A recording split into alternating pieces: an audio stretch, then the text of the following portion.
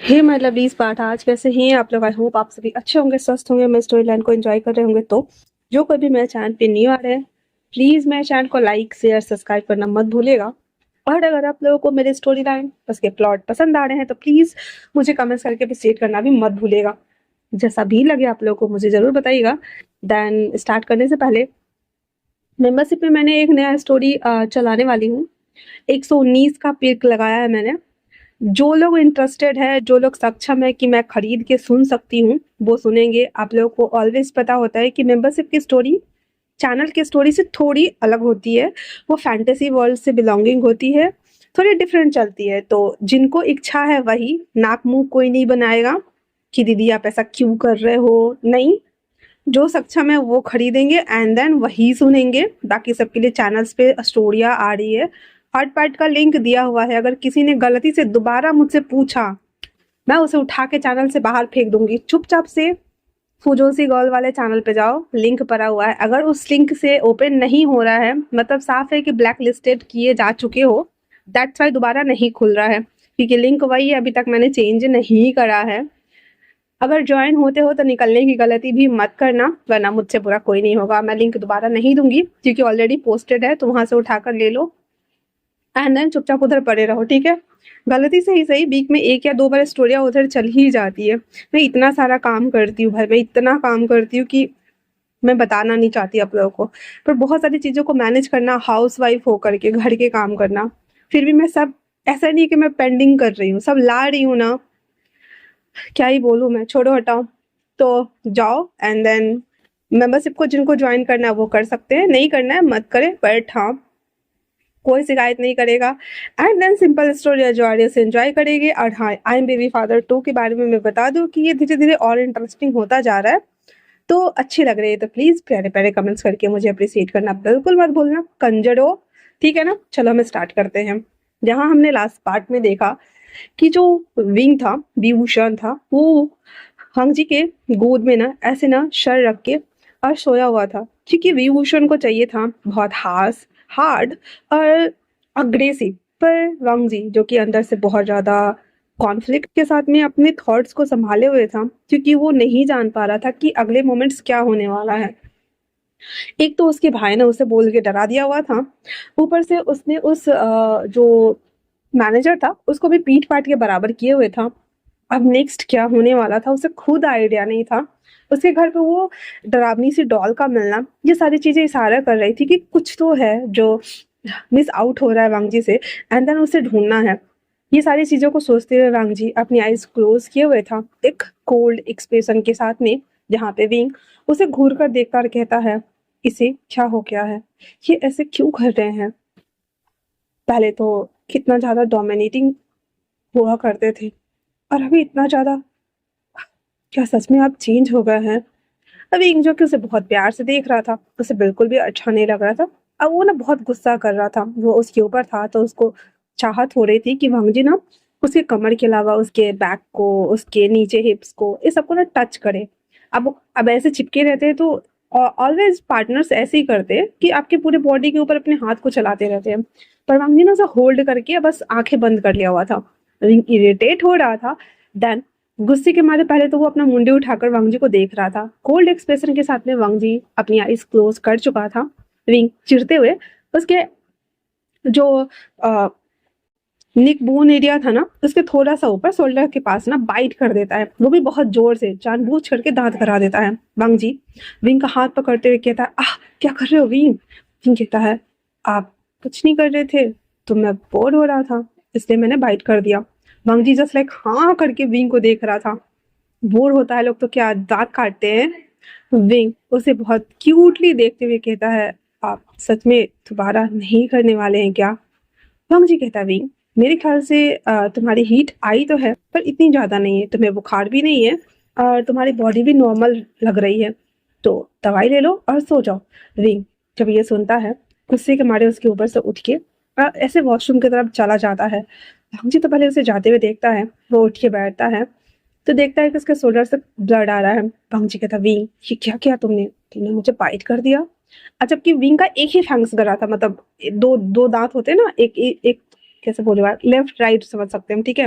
Right और left वाले दांत के दोनों फैंग्स थे, तो एक ही फैंग्स गड़ा था विंग का, दूसरा नहीं गड़ा था, तो एक ही में से ब्लड आ रहा था, दूसरा से नहीं आ रहे थे। और वांग जी कहता है क्या भी तो आधा आधा हो रहा, हद है। फिर वांग जी वो भी उठ के पीछे पीछे वॉशरूम में चला आता है, जहाँ पे विंग ना टैप ऑन करके अब गुस्से के मारे ना फूलन देवी बना हुआ था और विंग को वांग जी को घूर कर देख रहा था। तो वांग जी भी लाइक क्या तुम्हें नहाना है तो मैं हेल्प कर दूं। विंग शावर ना उसके ऊपर फव्वारे छोड़ते हुए कहता है मेरे हाथ पे देखो सही सलामत है, मुझे तो बुखार भी नहीं आया है, मुझे तो दवाई लेके सोना है ना, तो मैं नहा लेता हूँ, हाइजीन मेंटेन करना है ना, उसके बाद मैं सो जाऊंगा। गुड बॉय, जाओ यहाँ से, मैं खुद कर लूंगा। वांग जी बेचारा अलग ही से मतलब वो क्या ही बोलेगा यार। तो वो कहता है बट मैं हेल्प कर देता हूँ ना। विंग ऐसे कहता है जा रहा है या फिर मैं कुछ और करूँ। तो वांग जी कहता है ओके ओके मैं जा रहा हूँ। विंग वांग जी ना जैसे मुड़ के जाने लगता है, विंग ना वो हैंड सामने पटक देता है। वांग जी ऐसे सुनते ही अपनी आईज बंद करता कहता है विंग आह। और फिर वो ऐसे खींचते हुए अंदर आता है। सावर और वो जो हैंड सावर था वो चल ही रहा है। वांग जी विंग को सीधे दीवार पे पिन करता है और उसके दोनों हाथों को ऊपर एक हाथ में फंसा करके पकड़े हुए था, उसके जॉ लाइन को ऊपर करता है, उसके लिप्स को कैप्चर करता है, देन बाइट करते हुए किस करना स्टार्ट करता है। विंग यही तो चाहता था और उसे अच्छा लग रहा था। मतलब ऊपर से तो वो फंसा हुआ था, वांग जी के साथ स्टक हो चुका था, पर अंदर से ना उसको ना इतना मतलब सेटिस्फैक्शन मिल रहा था। वो होता है ना यार कोई प्रोजेक्ट पेंडिंग हो एंड देन जब हम अचीव कर लेते लाइक वाओ, तो वो विंग को ना वाव वाली फीलिंग आ रही थी अंदर से। और वो उसका बॉडी ना धीरे धीरे धीरे धीरे करके वो खुद को वांग जी से नहीं दीवार पे सरेंडर कर रहा था ताकि वांग जी उसे टच कर सके। और वांग जी के हैंड्स एक जो फ्री थे, एक हैंड से उसके तो दोनों हाथ को कैप्चर किया हुआ था, सेकंड हैंड से अब आगे के पार्ट्स की तरफ उसके हैंड धीरे धीरे धीरे करके मूव होना स्टार्ट हो चुका था। जैसे जैसे उसके नेक लाइन एरिया पे, क्लीवेज पे और बेस्ट एरिया पे चल रहा था, विंग अप्स एंड डाउन करना स्टार्ट कर चुका था अपने बॉडी को। और वांग जी उसकी इसमें एक तो हीट आई हुई थी, ऊपर से ये आवाज, वो क्रेजी ना हो ऐसा पॉसिबल ही नहीं था। वांग जी विंग को बैक साइड पलटते हुए खुद को उसके साथ कनेक्ट करता है और बीच मीडियम पे साबर ऑन करके छोड़ देता है ऊपर वाला। पानी उसके बॉडी पे आ रही थी और वांग जी और विंग एक दूसरे के साथ वॉशरूम में ही एक दूसरे से कनेक्ट होते हुए इन्वॉल्व होकर के प्यार करना स्टार्ट कर चुके थे। जहाँ पे अब बे तो था नहीं कि वो नॉर्मली कर सकता था, यहाँ पे वांग जी को ऐसे खड़े होकर के स्ट्रेट और खुद को मूव करने के लिए सहारा चाहिए था। तो एक हाथ से विंग को पकड़े हुए था, नीचे से स्टॉप कर रहा था हिप्स को, जिससे कि विंग ना अपने पूरे बॉडी को नम किया हुआ था। जिसके बाद वांग जी जब स्टॉप कर रहा था तो विंग अंदर से उसे अच्छा लग रहा था, वो सेम वही ढूंढ रहा था और वांग जी अभी उसे वही दे रहा था। और वांग जी उसके स्विचेस बोथ को हॉट कर रहा था, जिस वजह से वो अपने आप को खुद ही अप्स एंड डाउन करना स्टार्ट कर चुका था, जिसकी वजह से वांग जी और क्रेजी हो गया था। फिर उसे आइसलैंड पे आराम से बिठा करके एंड देन वॉशरूम में खुद को उसके साथ 2 राउंड कंप्लीट करता है। लास्टली जब वो दोनों एक दूसरे को देख करके हाँफ रहे होते हैं तो विंग उसे उसके नेक में हाथ को ऐसे ना हैंड्स को रैप कर लेता है और उसे कहता है साथ में सावर ले क्या। वांग जी को आश्चर्य हो रहा था, ये अभी तक थका नहीं है, इतना आराम से कैसे बोल सकता है ये। तो वांग जी कहता है जब जब तुमने मुझे बाइट कर दिया है तो अच्छे से बाइट कर डालो। विंग जब देखता है कि सच में उसने वांग जी के शोल्डर्स पे ना एक फैंग्स गड़ा दिए हुए हैं एंड देन वो अपने हाथ पे सॉरी अपने मुंह पे हैंड्स लेता है एंड देन कहता है ये मैंने क्या कर दिया, ये ठीक नहीं हो सकता क्या। वांग जी कहता क्यों, तुम मुझे बाइट भी नहीं करना चाहते हो। ठीक है, इतना बोलने के साथ ही डायरेक्ट उसके अंदर वो अभी भी कनेक्ट ही था, गुस्से के मारे खुद को डिस्कनेक्ट करता है एंड देन वहां से पलट के जाने लगता है। विंग फटक से उतर के उसके हैंड को पकड़ता है एंड देन कहता है आल्फा, और उसे दीवार से ऐसे डोर्स के पास ही पुश करता है और जहाँ बाइट किया था वहां दोबारा पे फिर से बाइट कर देता है। जिसके बाद वांग जी अपना एक ही बार ऐसे लाइक बोलता है एंड अपने हाथ को ना ऐसे रैप किया होता है, क्योंकि वो चिल्ला तो नहीं सकता भाई, अल्फा अल्फा होता है ना, तो वो हैंड को ऐसे रैप किया हुआ था। पहली बार वांग जी को ना विंग के जो फेरोमोन्स रिलीज करता था वो डिओ ग्रास का लेमन्स के साथ में, उसके अलावा उसकी बॉडी से लोटस के फेरोमोन्स जो कि उसके ओरिजिनल फेरोमोन्स थे वो फील कर पा रहा था। और वांग जी अपनी नोज को उसके सैंड ग्लैंड के पास लेकर जाता है, उसे स्नेप करते हुए कहता है विंग तुम्हारे फेरोमोन्स काफी अट्रैक्टिव है। विंग की आंखें साइन करने लगती है और कहती है आपके भी मास्टर लाइट ऑरेंज कलर के हैं है ना। हम जी कहता है ये मेरे फेरोमोन्स है जो कि ओरिजिनल है, बाकी तो लोगों को डराने के लिए और उसे दूर करने के लिए बहुत सारे हैं, विंग उससे कहता है आर यू हैप्पी? वंग जी कहता है थोड़ी देर पहले तुमने कुछ कहा था अल्फा, याद है तुम्हें? विंग ऐसे घबराते हुए कहता मुझे शावर लेना है, मैं नहाने जा रहा हूँ। इतना बोल वहां से भाग जाता है शावर रूम। शावर रूम खोलता भी नहीं, शावर रूम को लॉक कर देता है। ले कर ले लट लट, अंदर आ भी नहीं दे वो। हाँ ठीक है, बाहर जाओ। वांग जी जो कि उसे जो चाहिए था वो मिल गया था, इसलिए अभी विंग को परेशान भी नहीं करना चाहता था। वो बाहर आकर के बादगाउन में लपेट के बैठा हुआ था, विंग के आने का वेट कर रहा था। विंग जब फ्रेश होकर आता है तो वांग जी उसे कहता है मैंने बेड ठीक कर दिया है, तुम चाहो तो सो सकते हो। विंग हाँ में मुंडी हिलाता है, अपने बालों को साफ करता है क्योंकि अगर बाल गीले हैं और सो जाएगा तो सर्दी लग जाएगी, दैट्स वाई। तो वो बालों को ऐसे ड्राई करता है अच्छे से। ड्राई करके जब लेटने ही जा रहा था तो वांग जी भी सावर लेके आ गया हुआ था। वांग जी कहता है क्या मैं तुम्हारे साथ सो सकता हूँ या फिर मैं युवान के पास जाऊँ? अब हालांकि सब कुछ तो हो गया था बट फिर भी विंग को ना हल्का हल्का बुखार ऐसे चढ़ ही रहा था, इसलिए वो मना करते हुए कहता नहीं, आप युवान को ले जाइए अपने पास और उसको लेकर सो जाइएगा, मुझे बुखार आ रहा है। वांग जी उसके पास भागकर आते हुए उसे चेक करता और कहता विंग। विंग कहता मैं दवाई ले लेता हूँ, कोई बात नहीं, 4-5 घंटे में तो उतर ही जाएगा ना। वांग जी फिर उसे दवाई देता है, पानी देता और कहता है मैं रूम फ्रेशनर ऑन करता हूँ, वो तुम्हें हेल्प करेंगे सोने में। इतना बोल वांग जी पूरे रूम फ्रेशनर को एक बार फ्रेश कर देता है, जिससे कि पूरा रूम ना सेंटेड हो चुका था। और उसके बाद वांग जी विंग को अच्छे से टैपिंग करके सुला के और उस कमरे से बाहर आता है। फिर युवान को अपने गोद में लेकर उसके रूम को लॉक करके अपने बेडरूम में आता है। युवान को एक साइड लिटा करके खुद लेट जाता है। युवान एक बार आईज ओपन करते कहता है टाटा। वांग जी कहता है सो जाओ हम यही हैं।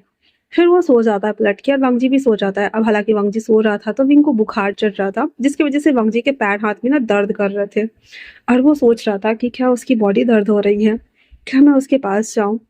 फिर थोड़ी देर बाद वांग जी को रहा नहीं जा रहा था तो वो उसके रूम में आता है जहाँ पे विंग ना छटपटा रहा था। तो रूम ओपन होने की वजह से विंग कहता है आप यहाँ क्या कर रहे हैं यंग मास्टर? वांग जी कहता है बस मैं तुम्हारी हेल्प करने आया हूँ विंग। विंग कहता है कैसी हेल्प? वांग जी कहता है पीठ के बल पलट जाओ।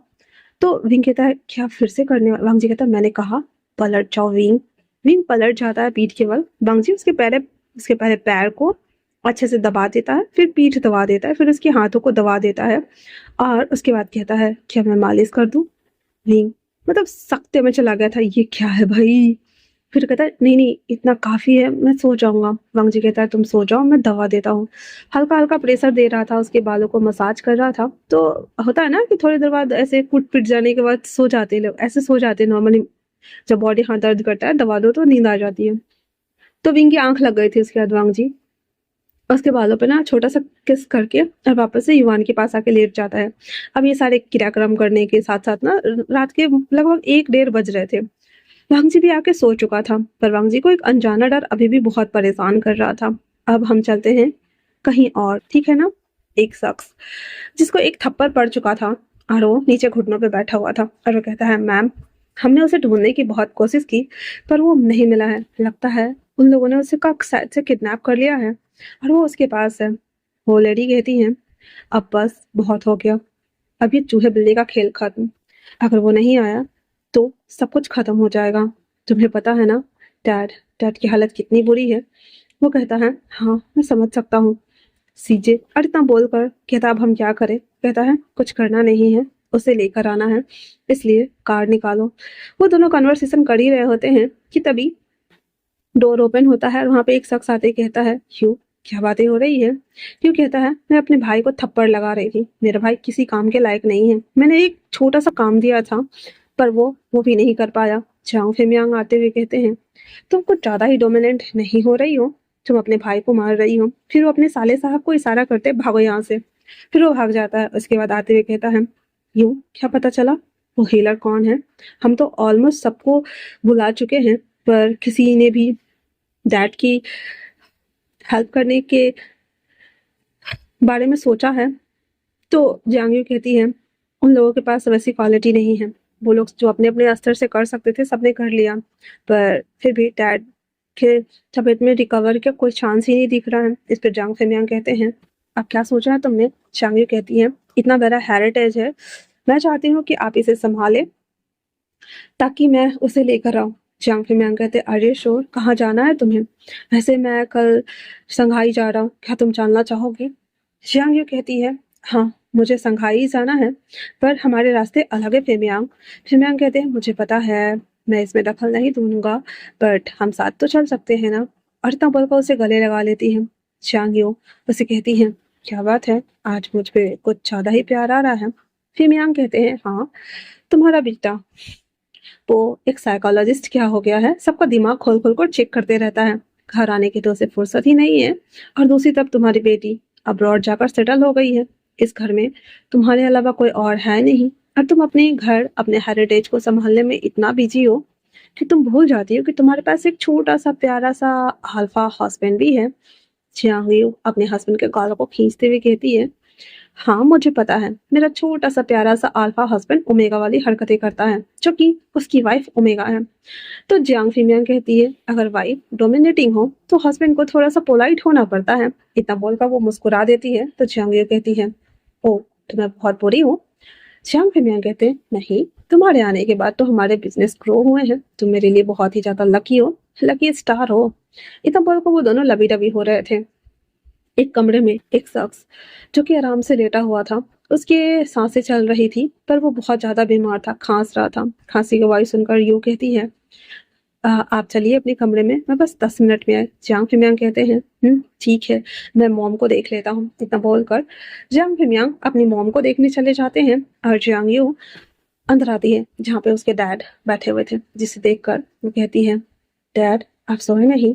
वो कहते हैं हाँ नींद तो आ रही है, बट सोने का मन नहीं कर रहा है। चांग यू देखती है कि उसके डैड के हाथ में जो रुमाल है उसमें बहुत सारा ब्लड आ रखा है, जिसे देखने के बाद वो कहती डैड। वो शख्स कहता है नो, तुम्हें लगता है कि मैं ठीक हो जाऊंगा? चांग यू कहती है हाँ, मैं आपको ठीक करके रहूंगी डैड।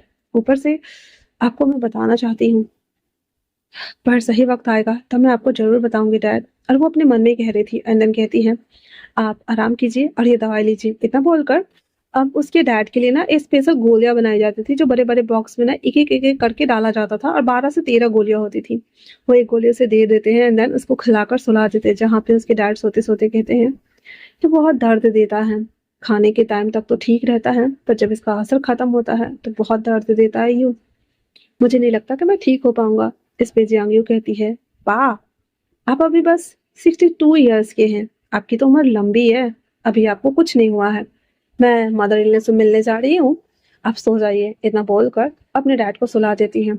उसके बाद अपनी मॉम के पिक्चर्स को देखते हुए कहती है मॉम, आपकी वजह से मुझे अपने बेटे को खुद से दूर करना पड़ा। और वो सारी बातें अपने मन में बोल रही थी, बट अब वक्त आ गया है कि मैं उसे वापस लाऊं और उसे अपना उत्तराधिकारी बनाऊं। आफ्टर ऑल वो मेरा बड़ा ओमेगा बेटा जो है। इतना बोलकर उस फोटो फ्रेम को गुस्से में पटक देती है, क्योंकि जियांग यू के बिहेवियर से साफ लग रहा था कि वो अपने मॉम से बहुत हेट करती है। उसके बाद वो जब बाहर आती है तो जियांग फिमियांग के मॉम के रूम में जाती है, जहाँ पे उसकी मॉम सो रही थी। उसकी मॉम को भी ना अस्थमा प्रॉब्लम्स है, दैट्स वाई उसके पास आते हुए कहती है मॉम आप ठीक तो हैं? उसकी मॉम खांसते खांसते कहती है हाँ मैं ठीक हूँ, पर इस बदमाश से पूछो, ये लेट नाइट काम करता रहता है, तुम पर ध्यान देता भी है या नहीं। इस पे जहांगीर शिकायत करते हुए कहती है हाँ, रात को 2 घंटे का टाइम मिलता है, तब जाके मुझसे रोमांस करते हैं, वरना इनका काम इनकी फर्स्ट प्रायोरिटी है, और मुझे इनके काम से बहुत चिढ़ होती है।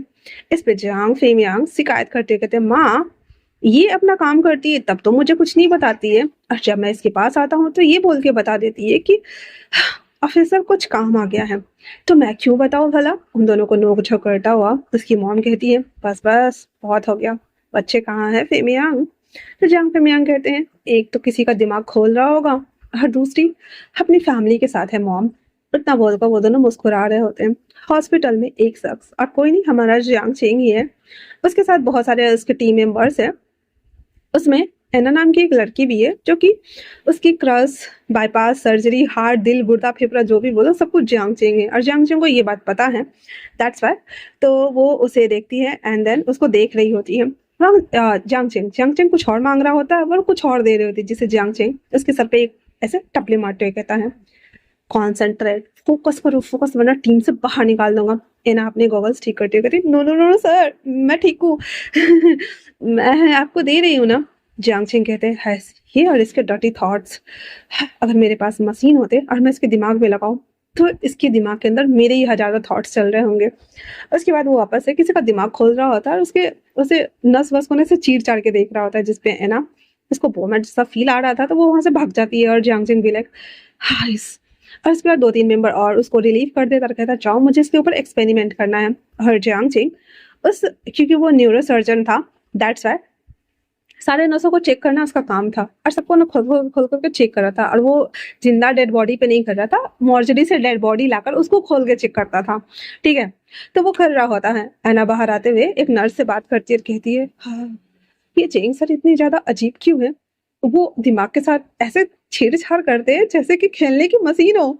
मुझे तो देखकर वॉमिट ही आती है, पर उन्हें तो देखो उनको मजा आता है। वो नर्स कहती है तुम्हें उसके ऊपर बहुत ज्यादा बाईपास वाला कर्ज है ना, एक दिन तुम्हारी नस की ना सर्जरी कर डालेंगे और अपना नाम उसमें से निकाल के बाहर फेंक देंगे और फिर तुम उनका नाम ही भूल जाओगे। एना कहती है इम्पॉसिबल, ऐसा तो मैं होने नहीं दूंगी। दिल में उनका नाम लिखा हुआ है, दिमाग का तो छोड़ ही दो। इस तरह से वो बातें कर रही थी क्योंकि ये ना उसकी स्टूडेंट थी और जो जियांग था वो डॉक्टर था, जिस वजह से वो लोगों का आना जाना लगा रहता था। और जियांग प्रोफेसर के साथ साथ खुद का हॉस्पिटल भी ऑन कर रहा था और ये हॉस्पिटल उसके नाना जी ने बनवाए हुए थे, वो भी लोटस पेयर में। जिस वजह से जियांग का जो मन करता था अपनी डिपार्टमेंट में वो करता रहता था। और बाकी हॉस्पिटल बहुत बड़ा था और वो वहाँ पे लाखों की तादाद में पेशेंट्स आते जाते रहते थे और उनका इलाज करता था। लेकिन जियांग का एक प्राइवेट सेगमेंट था जहाँ पे वो इन सारी हरकतों को करता था। आई मीन कि मॉर्चरी से डेड बॉडी लाना, दिमाग खोलना, तार वार जोड़ना, जो होता है न्यूरो सर्जन का काम, वो करता रहता था। और है ना स्टूडेंट में से मतलब 7-8-10 ग्रुप था ना, उसमें से एक थी जो कि उसके साथ काम कर रही थी। और जियांग अपनी बहन के यहाँ से पढ़ाई करके वापस लौट आई था और ये सारे कारनामे कर रहा होता है। तो आज के लिए इतना ही। आई होप कि आप लोगों को ये चैप्टर और भी ज़्यादा इंटरेस्टिंग लग रहा होगा। तो मिलते हैं कल के चैप्टर में, तब तक के लिए थैंक्स फॉर वॉचिंग।